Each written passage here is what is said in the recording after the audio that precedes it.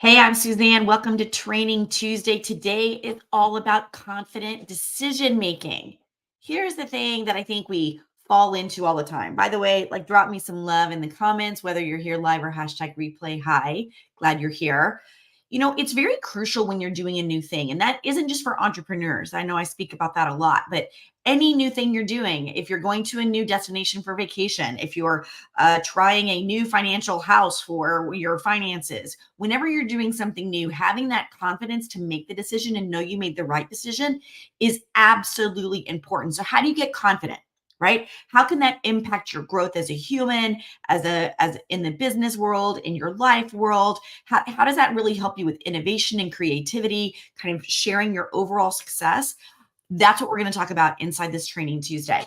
So, the first thing that we really need to understand is overcoming our own decision making challenges. Everyone has them, right? Some decision making challenges are when you make an instantaneous decision and you haven't gotten enough research, or you haven't thought about what are the pitfalls to this decision, what might could happen, what's another way to do this. Maybe there's a shorter path. Do I need more resources? So sometimes when you make an instant decision, then it can be fraught with disaster, right? Think about your own world and when you've done that and you're like, ooh, don't want to do that. But the other problem is when you take too long to make a decision, right? Analysis paralysis.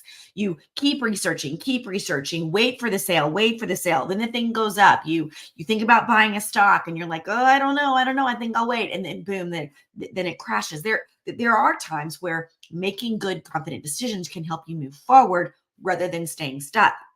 And so one way to kind of get beyond that, to really understand how to get out of whatever your overcome challenge is so that you can be confident, right? And so that you also don't remake your decisions, or you make a decision and you're like, oh, I don't know. And so you remake the decision again, right? So some strategies to really help that is to do some risk assessment. Take a beat, really think about the pitfalls, maybe get someone else involved in that, say what your idea is, see if they see something that you don't see, but set a time frame on that, right? I'm going to have this decision made by the end of the week, by the end of the day, whatever that looks like for you.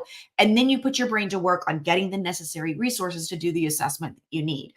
Another way to do this is when you're gathering the relevant information, check it. Like, is this relevant for me? Like, did this help someone else make their decision? Great. But is it actually relevant for you? You need to be doing that all through. And again, make sure that you've got your mentor, you've got your advice, you have your coach, and they're in the ring with you when you're making really hard decisions. And so, with that, then as you do that, you're teaching your brain, okay, brain, we can take a beat and make a confident decision. And we also don't have to be stuck in that decision and not be able to make a decision. And every time you do that, you're really helping your neuroplasticity up here serve you in a way that can look for a creative possibility, an innovative solution when it wasn't there before, and kind of bust through that fear about, is this the right decision or not? So, really understanding that role of creativity in your decision making will help your brain. So, what does that mean? I call it putting your brain to work, which is okay. So I see this thing, I see this problem, I need to make a decision about it. I'm going to find 5 ways to do this, right? So many of us are focused on what's the one way. Well, you know as well as I do, there's multiple ways to get across the river, right? And so really it's telling your brain, I need 5 ways to do this. Some people are really using AI to help them see that. Like they put a problem, right? What this is the agitation. I need for you to help me see some possibilities here. Give me 5. That's one good way to maybe use AI to your benefit. But really think long and hard about, okay, I'm going to find several ways to make this decision.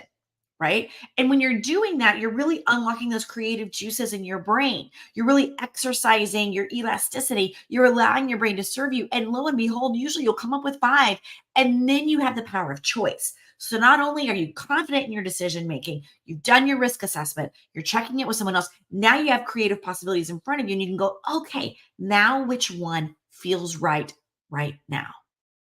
Okay. So that's one way that you can do that. And so, really thinking outside that box, making sure you have a number of opportunities in front of you can also help you be a little more confident, especially if you're in that analysis paralysis or you jumpstart really quickly when you're making a decision. So, how do you move those dreams forward? Okay. So, I really like to do this in kind of a goal getting format, not setting, goal getting. So, once I have a decision, the data will be crucial because you need to learn and teach yourself, was this the right decision?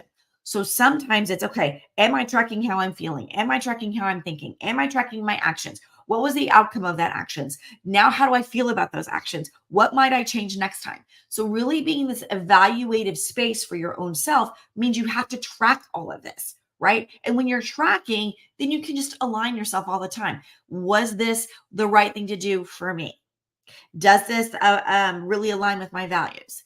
Is my mission in the world and this decision, are they meeting up together? So when you're able to have those conversations with data, then it helps you the next time have what you need at the ready to be able to quickly and efficiently make a confident decision that's one of clarity, that's one of alignment, and one that serves you. So we covered a lot in this really quick Training Tuesday in about 6 minutes or so. I'm very excited that to talk about decision making is one of my favorite things to talk about with my clients. I want to encourage you to apply one aspect of the training today. Let me know how it comes. Be sure and use the hashtag the sparkle factor on whatever platform. And I'd love to help you if you're stuck in a decision right now. Reach out. Let's see if we can get you some clarity on a quick call. There's no charge for that. Let's just get you moving in the right way, right? So just reach out and let's make that happen. I'm Susan Castle. This is Training Tuesday. Have a sparkly day. I'll see you next week.